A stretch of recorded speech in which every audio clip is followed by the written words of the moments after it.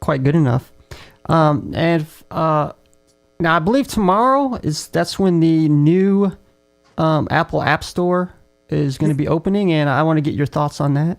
Well, it's interesting. I'm going to share something. I don't know if you watched my show yesterday or not, but I was talking to Todd Sulkovitz, and he is a product evangelist for Acclivity.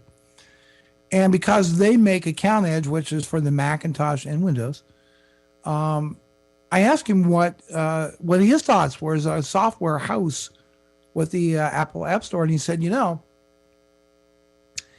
it's going to present a real big problem for your big established companies like Adobe.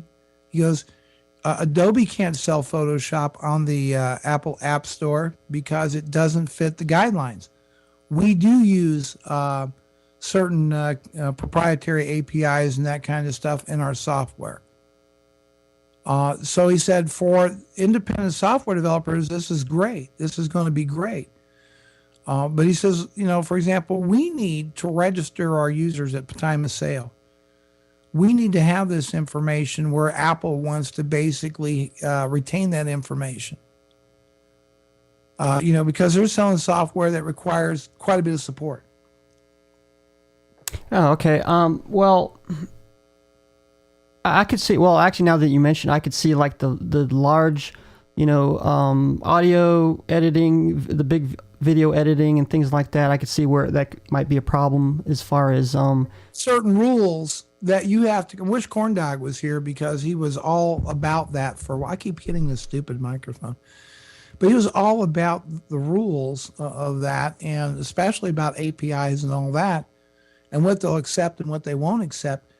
By Apple's, what they're telling developers and so forth, your well-established players in the Apple software space, they don't fit. They don't comply.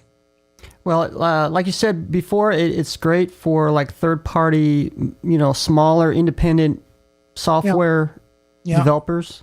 Yeah. I could see that by a good margin because I know like through the iTunes store for like the iPhone and iPad, it's perfect for them. Yep. But somebody actually mentioned as well, I think it was W3B Guru, Photoshop through the App Store, $20. Now, I don't know if you think perhaps they would make one specifically for maybe the Mac Store that would be basic editing and at a cheaper price or something. Would that work? Nope. Okay. Nope. Ain't going to happen. Yeah, I can see. Elements, and they sell that for what, $99 or something on retail. Well, I know they got things like Photoshop Elements, but obviously they're not going to sell it that inexpensively. 10-to-1 that Apple will make exceptions for these guys. Yeah, if they wanted to get like the big name companies and things like that. Right. Microsoft Office what doesn't fit their guidelines either. Okay. We're going to go ahead. It's already been about an hour. We're showing about 9 p.m. Central Time. And I definitely want to thank Bruce Naylor of Frugal Tech for joining us for this chat on different topics. Thanks for having me on. And a lot of good topics out there. And I'm going to let you, if you want to say the last word, I guess you do that on your show? Yeah.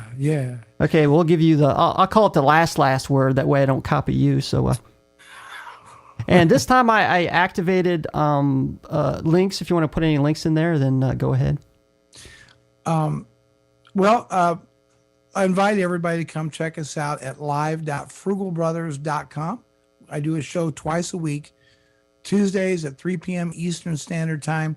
And then the lovely and effervescent Cindy, we call her the Queen, and I do a show together Sundays at 12 noon called Business Computing Weekly. We hope you come by and check it out.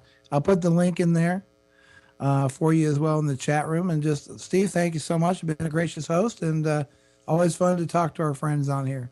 Oh, yes, it is. I like talking to other broadcasters as well. Thanks a bunch for having me on the show. Okay.